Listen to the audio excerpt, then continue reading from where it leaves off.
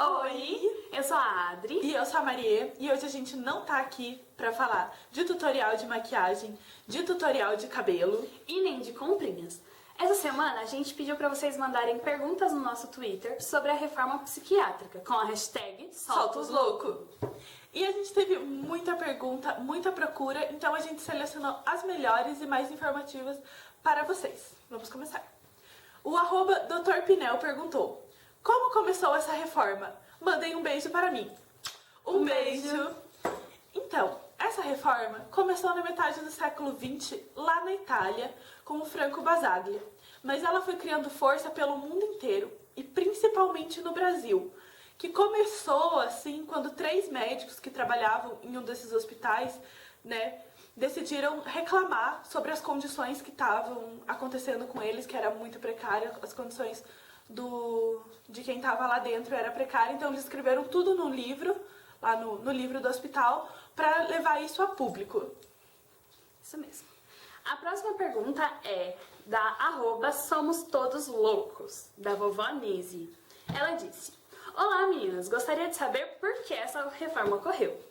Então ela aconteceu quando esses médicos denunciaram e por causa das condições precárias que tinham nos manicômios. E as pessoas eram abandonadas e aconteciam muitas coisas ruins com ela, e mais pra frente a gente vai falar sobre isso também. Isso. A próxima pergunta é da @LuanaD. Eu ouvi falar sobre um tal de MTSM. Ele tem algo a ver com isso? O que foi esse movimento? A sigla MTSM significa Movimento dos Trabalhadores em Saúde Mental. E ele transformou toda a assistência psiquiátrica. Foi a partir desse movimento que as pessoas começaram a enxergar que as coisas não estavam certas. Eles promoviam reuniões, eles faziam... Não protesto, me ajuda. Eles tinham uma revolta na cabeça deles com as coisas que estavam acontecendo. Então eles iam passando isso pra frente pra tentar mudar. Isso. A próxima pergunta é da @DaíseSala. Ela perguntou: quem ia para os manicômios?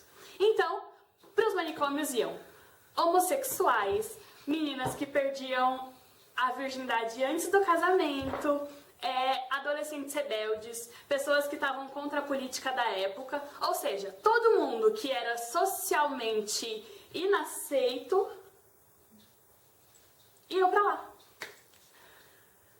O @DarwinEvoluído perguntou: olá, garotas! Quando o movimento ganhou força? Manda beijo para minha BF, professora Flávia. Minha fã, ela. Um beijo, professora Flávia! O movimento ganhou força lá por 1980, onde estava no fim da ditadura, o país estava em crise econômica. Então, a sociedade encontrou essa ideia em si. E foi muito apoiada pelo Foucault, baseado em Foucault, no Franco Basaglia, em Goffman, que são grandes escritores contra o sistema tradicional de psiquiatria. Exatamente. O @FreudLovers perguntou: seria a reforma psiquiátrica culpa das mães? Não. O @CGJung: houve alguma lei sobre isso ou foi só brinks? Então, Jung, houve leis sobre isso sim, mas as leis elas começaram a vigorar só a partir do século XXI, então não é uma coisa do comecinho da reforma, e sim mais pro final, quando ela já estava mais acertada, mas não foi brincadeira, foi muito sério. O @SouDePernambuco perguntou: se o objetivo era não ter mais manicômios, o que ficou no lugar deles? Minha neta Agatha é fã de vocês. Obrigada! Foram sendo desenvolvidos projetos como os serviços extra-hospitalares, intermediários ou substitutivos dos manicômios. E também mais para o começo do século XXI, eles desenvolveram um programa com uma bolsa de auxílio para incentivar eles a saírem, os pacientes no caso, a saírem dos manicômios. Isso. A @Terror da Psico perguntou: os prejudicados eram somente os internos ou mais alguém se deu mal nisso? Então, não eram só os internos. As pessoas que trabalhavam nos manicômios também saíam prejudicadas, porque normalmente eles tinham que trabalhar muitas horas, recebendo muito pouco. Alguns até trabalhavam ilegalmente, eles não tinham carteira assinada, então eles não tinham direito a 13º. E... é isso. A @profFlávia perguntou: qual o Zeitgeist da época? PS, não esqueçam da resenha pra segunda. Tá, né? Hábitos que nunca morrem.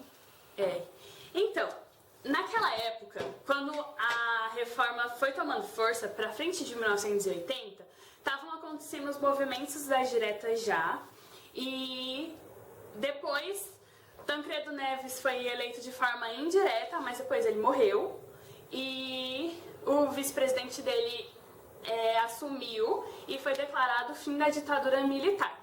E um pouquinho mais pra frente também foi promulgada a Constituição Brasileira. Lembrando também que nessa época saiu o episódio 5 de Star Wars, O Império Contra-Ataca. Muito importante. Importantíssimo. Então, essas foram as perguntas que a gente selecionou e agora a gente quer falar sobre algumas curiosidades de um manicômio muito sério daquela época. porque vocês podem pensar assim, reforma psiquiátrica, show. Mas por que é show? Por que precisou a reforma psiquiátrica? Então a gente vai trazer 11 curiosidades para vocês sobre o manicômio de Barbacena. Curiosidade número 1. Quando Franco Basaglia foi visitar o hospital de Barbacena, ele comparou a um campo de concentração nazista. Curiosidade número 2. Cerca de 70% dos pacientes não tinham problemas mentais, ou seja, 7 entre 10 pessoas eram consideradas normais. Problema número 3.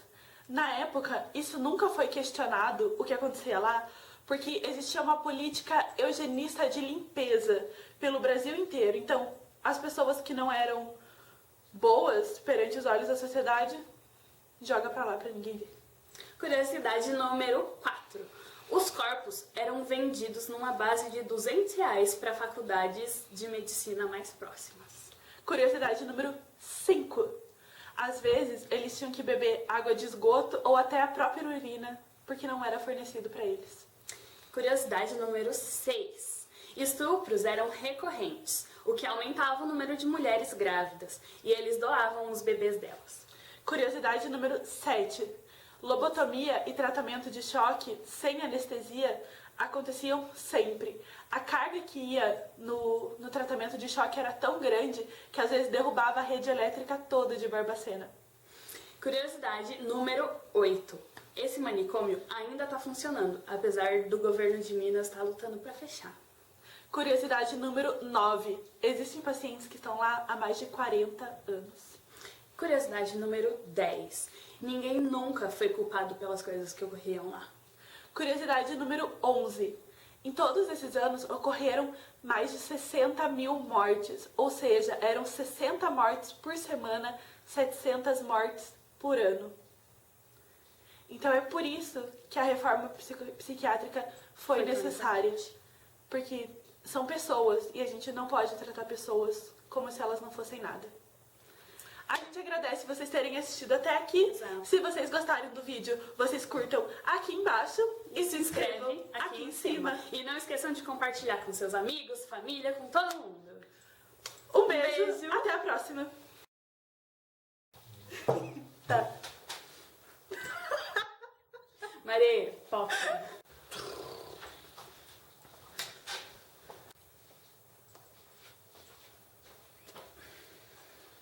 Maria? Na Itália. Mas ela veio pro Brasil... Esqueci.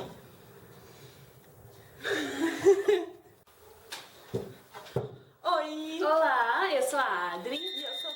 Vai tomar no cu. Pode ser.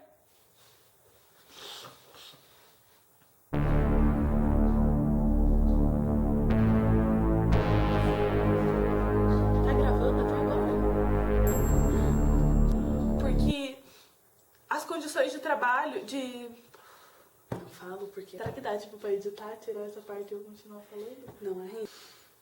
A sociedade reencontrava as vias democráticas de expressão e reivindicação. Eu nem sei o que significa. O movimento ganhou força? Não lembro.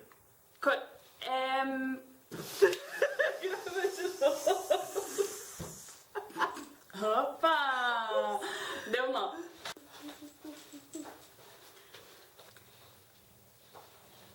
Ah, quer começar ou eu começo?